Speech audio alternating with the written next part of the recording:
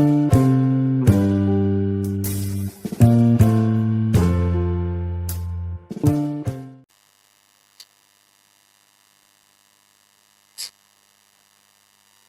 बहुत प्यारी सूफी कथा है कि एक छोटी सी नदी सागर से मिलने को चल पड़ी।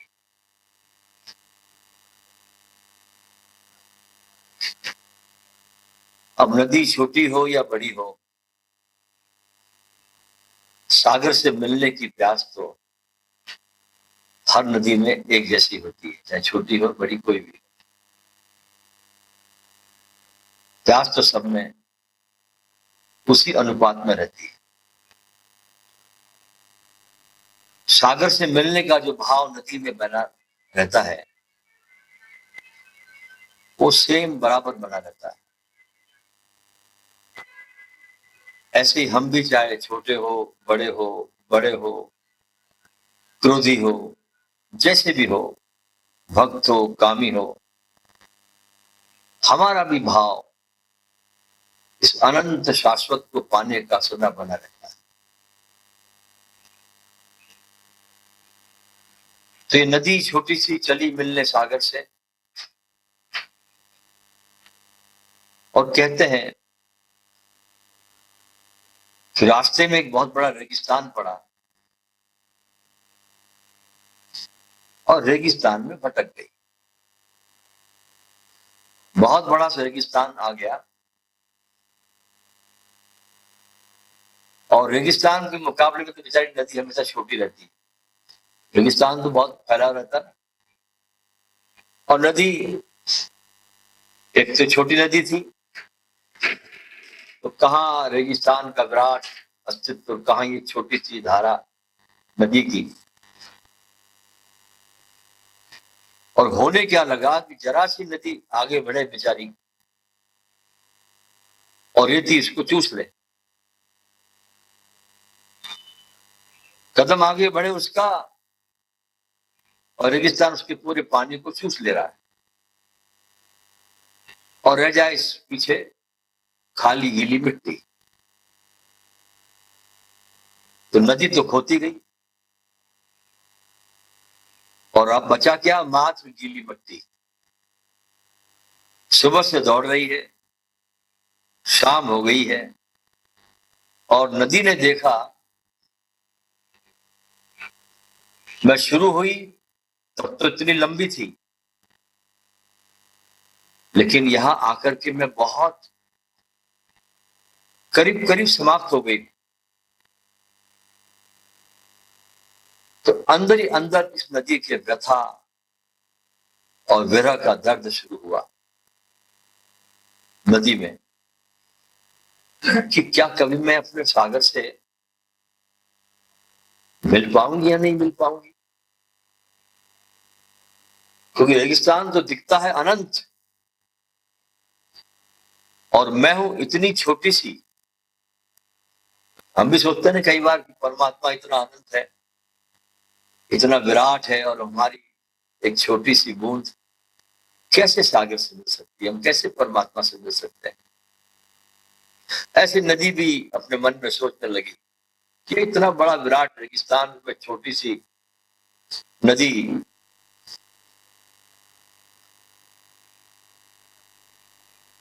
और सुबह से शाम हो गई और ये रेगिस्तान मुझे आधे से ज्यादा खा गया। तो चीख निकलने लगी उसके नदी के मुख से और चिल्लाने लगी।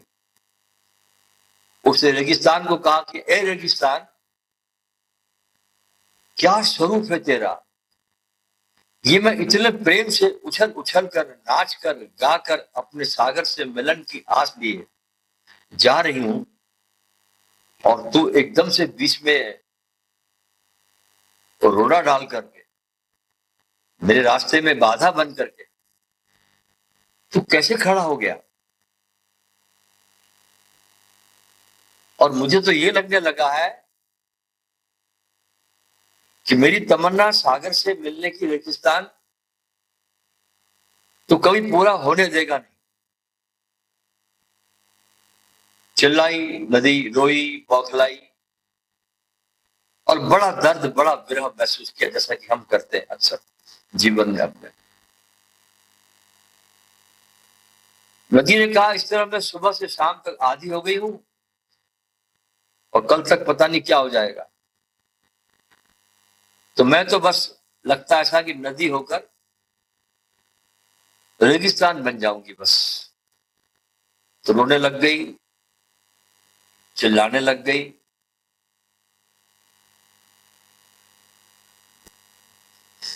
और बड़ी पीड़ा कि मैं शायद सागर तक अपने मिल नहीं पाऊंगी। उसका रोना, चीखना, चिल्लाना, बड़ी व्यथा को देखकर आखिर रेगिस्तान भी पिघल गया। सच्ची अगर भीतर तड़प हो ना, तो अस्तित्व पिघल जाता है, पत्थर भी पिघल जाते। तो रेगिस्तान पिघल गया और बोल पड़ा। क्या बोला उसने? बड़े सुंदर सूत्र दे रहा है रेगिस्तान अब नदी को, जो हमारे सबके काम के। रेगिस्तान ने कहा कि नदी, सबसे पहले मेरी अब 4 बातें सुन। सबसे पहला तो काम ये कर कि तू इधर उधर भागना भटकना छोड़कर ठहर जा। क्योंकि तू जितना भागेगी उतना तू पाएगी तो कुछ नहीं और रेगिस्तान में खो जाएगी। तो जितना ज्यादा तू रेगिस्तान में भागेगी, इधर उधर दौड़ेगी, तो तू सागर को नहीं पाएगी और अपने अस्तित्व को ही तुम खोती चली जाओगी। इसलिए पहला काम नदी तू ये कर कि दौड़ना बंद कर, चिल्लाना बंद कर, भागना बंद कर और ठहर जा। नदी ने कहा ओके। दूसरी बात रेगिस्तान ने कहा कि अगर तुझे सागर तक पहुंचना है तो दूसरा काम यह कर कि जहां जहां तू ठहर गई है वहां वहां अपनी सीमाओं को सुरक्षित कर ले। क्योंकि यह भी हो सकता है कि हवाएं उड़े, क्योंकि आंधियां बहुत चलती है रेगिस्तानों के अंदर, कि हवाएं उड़े, अंधड़ उड़े और रेगिस्तान की धूल पानी के अंदर जाए और नदी सूख जाए। इसलिए अपनी सीमाओं को नदी सुरक्षित करना शुरू कर दे। ये दूसरा काम कर। नदी ने कहा बढ़िया, ओके, और तो कोई चारा नहीं। तीसरा, सागर कह रहा है, रेगिस्तान कह रहा है कि सुबह होने की प्रतीक्षा कर। अब तूने 2 काम कर लिए, तू ठहर गई, तूने आड़ बना ली अपने आसपास, तो अब तू एक काम कर कि सुबह होने की प्रतीक्षा कर। नदी ने पूछा क्यों? बोला रेगिस्तान की सुबह सूर्य आएगा, तो सुबह जब सूरज आएगा और रेगिस्तान पर बहुत जोर से चमचमाता है सूर्य, पूरा अपने यौवन पर होता है रेगिस्तान में सूरज, तपता है खूब। और जब वो अपने यौवन पर होगा, जब सूर्य पूरी तरह चमचमा रहा होगा, तब तो भाप बन करके उड़ जाना हवाओं के साथ। और जब तू बादल बनेगी तो हवाएं उन बदलियों को आगे ले जाएंगे और इस रेगिस्तान के आगे ही बस सागर है और तू उससे मिल पाएगी। अद्भुत है ये कहानी। ये कहानी नहीं बल्कि ये मनुष्य का ही जीवन है। नदी समझ गई, समझी तो संभल गई, लेकिन हम लोगों को पता नहीं कितना समय लगेगा समझने में। समझ 4 उद्देश्य दिए नदी ने। पहला उद्देश्य कि हम भी इस संसार के परिभ्रमण में भटक गए, इस संसार के चक्र के अंदर, इस खेल के अंदर, इस रंगमंच के ऊपर हम भी भूल गए कि हम क्या थे, क्या करो। तो क्या करना है? भागना बंद करो, ठहरो और किसी सदगुरु की शरण पकड़ लो, किसी संत के द्वार के भिखारी बन जाओ, स्थिर हो जाओ, पहला कदम। और दूसरा, सदगुरु की शरण में आए हो तो उसकी आज्ञा की सीमाओं में बंद हो जाओ, बागुड़ लगा लो।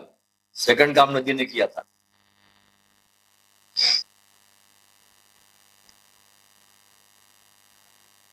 तो उनकी आज्ञा में रहो, बागुड़ लगा लो। इस प्रकार तुम सदगुरु की सुरक्षा में आ जाओ।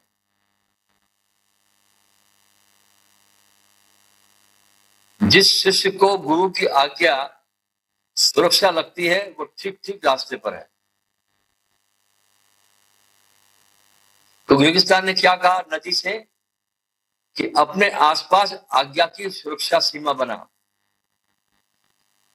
जैसे देश के लिए हमारे बीएसएफ का सुरक्षा बॉर्डर सिक्योरिटी फोर्स होता है, ऐसे ही अपने सिक्योरिटी बॉर्डर फोर्स को क्रिएट करो। किससे क्रिएट करो?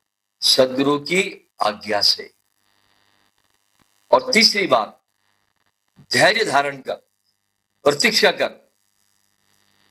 क्योंकि यही सूर्य अभी चांद के रूप में है और यही चांद सुबह सूर्य रूप में होगा। और अपने सागर से जाकर के मिलने की प्रतीक्षा करना सीख। हड़बड़ी नहीं है। लोग सोचते हैं कि 4 साल हो गए सत्संग में आते हुए, ध्यान करते हुए, प्रवचन भी सुन लिए,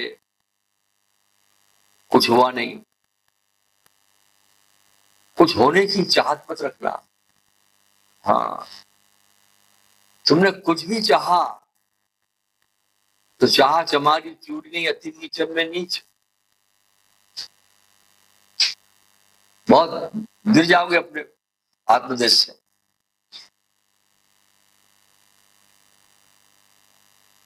निरीक्षण करना अपना पहले, कितने दिन हो गए ध्यान किया, 4 साल 5 साल हो गए। निरीक्षण करना कि क्या मैं स्थिर हुआ, पहली बात, क्या मैं ठहरा। दूसरी बात, स्थिर होने के बाद क्या मैंने अपना सुरक्षा बल क्रिएट किया। तो तुमने दोनों काम नहीं किए तो फिर अधैर्य क्यों आता फिर? क्योंकि रेगिस्तान ने तीसरे लेवल पर धैर्य लाने को कहा था। अगर ये कहानी हमको समझ में आ गई तो अध्यात्म का पूरा मार्ग समझ में आ जाएगा। तो सबसे पहले सदगुरु को ढूंढ, रेगिस्तान कह रहा है, और उसकी शरण में जाकर स्थिर हो जा। ये पहला काम। और उसकी आज्ञा की सुरक्षा की सीमाएं बना ले। तीसरा, प्रतीक्षा कर।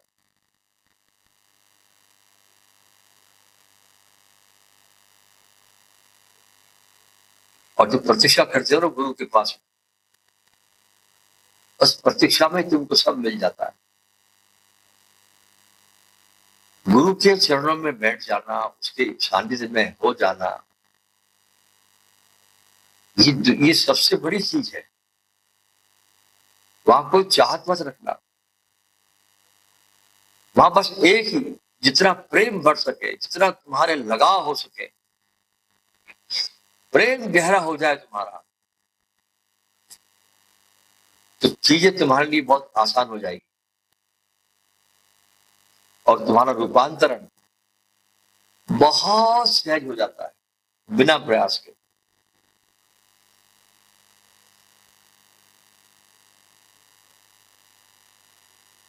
नदी ने जब अपने आप को बादल बना लिया, ऐसे शिष्य जब अपने को भक्त बनाता है अपने गुरु का भक्त। देखिए 3 अवस्थाएं होती है।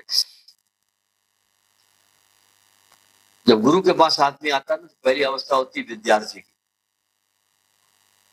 कुछ सीखने आ रहा है, वो कुछ जानकारी इकट्ठे करने आ रहा है, कुछ सूचनाओं का संग्रहण चाहता है, कुछ किताबों का नॉलेज जानना चाहता है। ये विद्यार्थी की स्थिति है। ये ज्यादा गहरा जाता नहीं, नाता गहरा जुड़ता नहीं। दूसरा है शिष्य का, कि अब थोड़ा गहरा गया, अब अपने प्राणों को देने को तैयार है,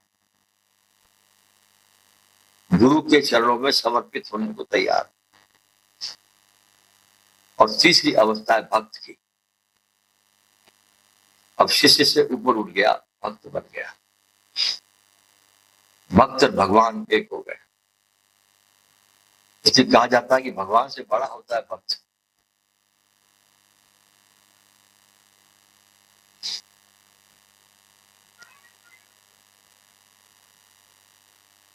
ऐसे ही जब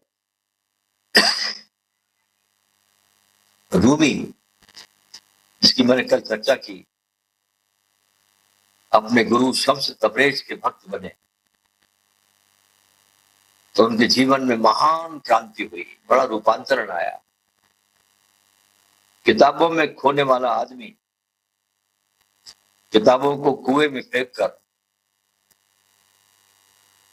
पागलों की तरह नाचने लगा, गाने लगा, गीत लिखने लगा, झूमने लगा। ऐसी घटना चैतन्य महाप्रभु के जीवन में भी घटी। बहुत बड़े स्कॉलर थे ये चैतन्य महाप्रभु, बहुत पढ़े लिखे, बड़े ज्ञाता, बड़े धर्म ग्रंथों के रचयिता। लेकिन एक दिन सब अपने ग्रंथ समुद्र में फेंक दिए और कहा कि इसमें कुछ है नहीं, और हरिबोल की धुन पर पागल हो गए और नाचने लगे। तो किताबों को पढ़ना भी जरूरी है, लेकिन किताबों को छोड़ना भी फिर जरूरी है। ऐसे ही साधना को पकड़ना भी जरूरी है, ध्यान की विधियों को पकड़ना भी जरूरी है। शुरुआत में, बाद में फेंक भी देना जरूरी है, तो वो भी एक रोग है, बड़ा भारी रोग है वो। संसार तो छूट भी जाता है, साधना ही नहीं छोड़ता आदमी। हमको कई लोग मिलते हैं, 30-30 साल से लोग डायनेमिक ध्यान कर रहे हैं। हम उनको बोलते हैं कि जरूरत नहीं है, छोड़ दो इसको। बोले वाह, कैसे छोड़े? हम 30 साल से कर रहे हैं। अब यहां भी बताओ, वो बंधन हो गया ध्यान को लेकर के। भाई डॉक्टर के पास जाते हो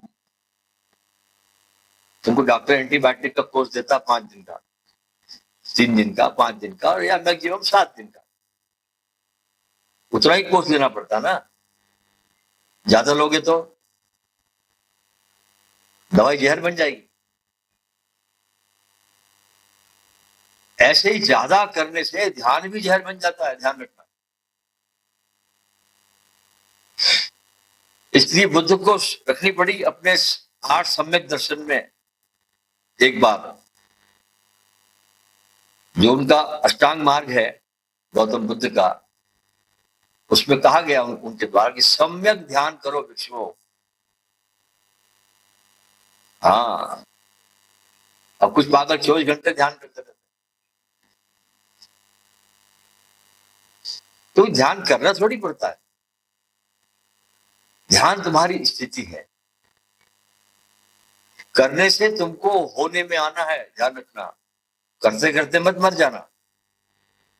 करना शुरुआत है, होना अंतिम निष्पत्ति है।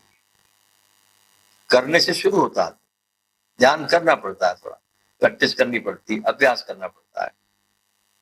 लेकिन करते करते ये बात समझ में आ गई, इसमें से इत्र क्या है, सुगंध क्या है, इस विधि में क्या है, उसको पकड़ लिया, वो क्लिक कर गया, आपके बात समझ में आ गई। अंडरस्टैंडिंग इज इनफ, बस काफी है।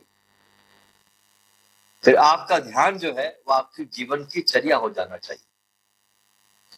आपके उठने में, आपके बैठने में, आपके मुस्कुराने में, आपके चलने में ध्यान आपके पूरे रोम रोम में रम जाना चाहिए। करना ना पड़े, कोई करना एक तनाव है, साधना तनाव है। साधना साधना विश्रामपूर्ण अवस्था नहीं है, ख्याल रखना। विश्रामपूर्ण अवस्था तब आएगी जब करना छूट जाएगा आपका और आप अपनी सहज अवस्था में आओगे। और सहज अवस्था में कब आओगे आप? जब आपको अपने आत्मा के प्रति निष्ठा पैदा होगी, अपने स्वयं के प्रति। अभी हम अपने प्रति बहुत निंदाओं से भरे हुए, हजार तरह की निंदा हमने अपने मन में अपने लिए पाल के रखी। तो पहले तो सब निंदाओं को हटाओ, फिर कुछ निंदाओं। मैं शरीर हूं, मैं जीव हूं, मैं देह हूं, मैं परमात्मा से अलग हूं। हटाओ सब कचराई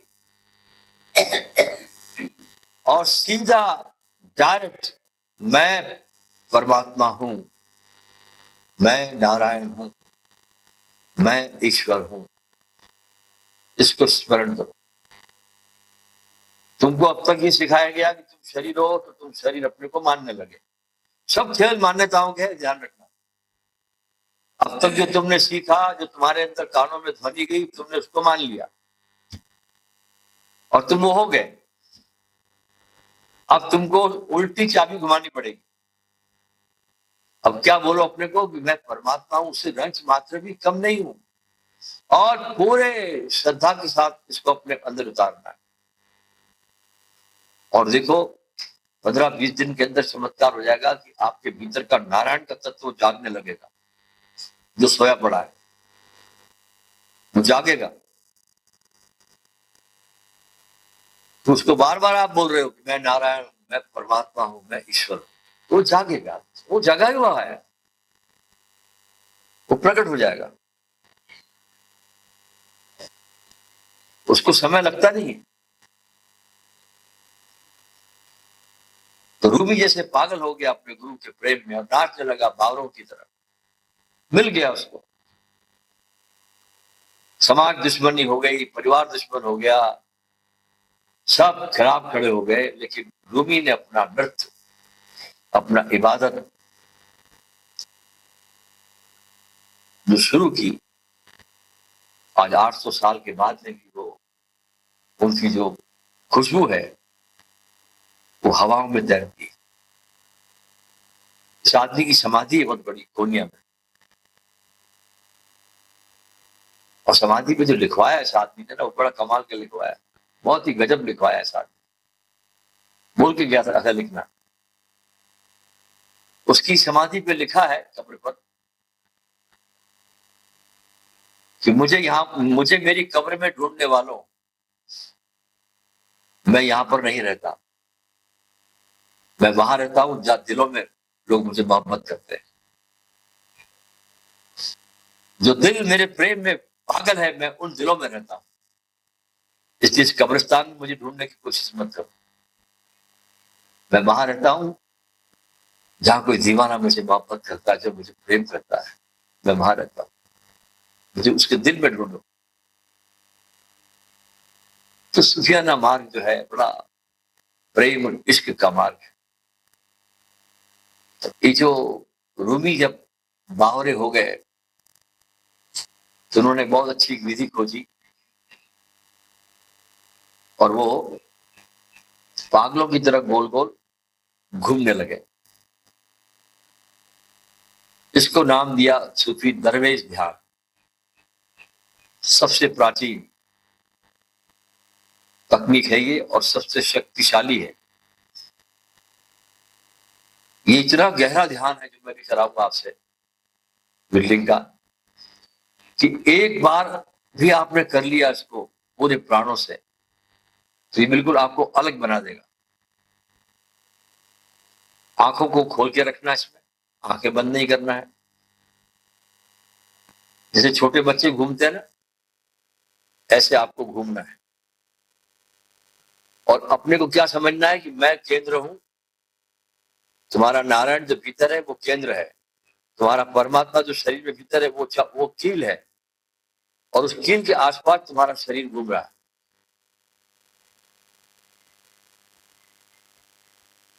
और तुम्हारा शरीर चक्कर लगा रहा है, एक पहिया बन गया है, घूम रहा है। संगीत बजेगा, आपको संगीत का सहारा दूंगा मैं, ताकि आप अपनी जगह पे घूमना, आपको जगह छोड़नी नहीं है। कील कभी अपनी जगह छोड़ती नहीं है, कील छोड़ेगी तो घूम नहीं पाएगी। तो अपने स्थान पर आपको खड़े होकर के गोल गोल घूमना। आपको एक हाथ आपका ऐसा ऊपर रहेगा आकाश की तरफ, एक हाथ सर नीचे रहेगा धरती को देने के लिए। मतलब आकाश से आप ले रहे हो, धरती को दे रहे हो अपने प्रेम को। और उल्टा घूमना है, एंटी क्लॉकवाइज, ऐसा नहीं। पहले पहले स्पीड थोड़ी धीरे रहेगी, बहुत आहिस्ता आहिस्ता। संगीत अपने आप बताएगा आपको कैसी स्पीड लेनी है आपको। तो एंटी क्लॉकवाइज घूमना आपको, आहिस्ता आहिस्ता आहिस्ता आहिस्ता। जो जो संगीत की स्पीड बढ़ेगी, आपको भी स्पीड बढ़ानी है। संगीत मेन है इसमें, उसमें आप संगीत पर अपने लय को बढ़ा सकते हैं, घूमने की लय को। अपने मन से लय मत बढ़ाना, संगीत खुद बताएगा कब आपकी लय बढ़नी। बहुत प्यार से, खुली आंख से, ऐसे हाथ रख करके गोल गोल घूमते इस हाथ को देखना, हल्के हल्के संगीत की तरह घूमते घूमते। जब आपका शरीर एकदम से गिर जाए, देखिए घूमने का एक नशा होता है। जब घूमोगे ना आप, एक नशा आ जाएगा आपको घूमने का, से बहुत पी रखी है, अच्छा लगेगा आपको। उस समय शरीर आपका गिर भी सकता है, गिर जाना, और गिर करके पेट के बल लेट जाना।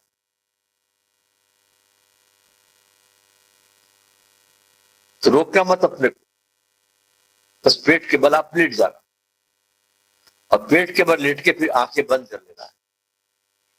और पेट पर ऐसा लेट जाना जैसे छोटा बच्चा अपनी माँ के पेट पर लेटा हो। ऐसा भाव रखना कि धरती मेरी माँ है और मैं मेरी माँ की छाती पर लेटा हूं।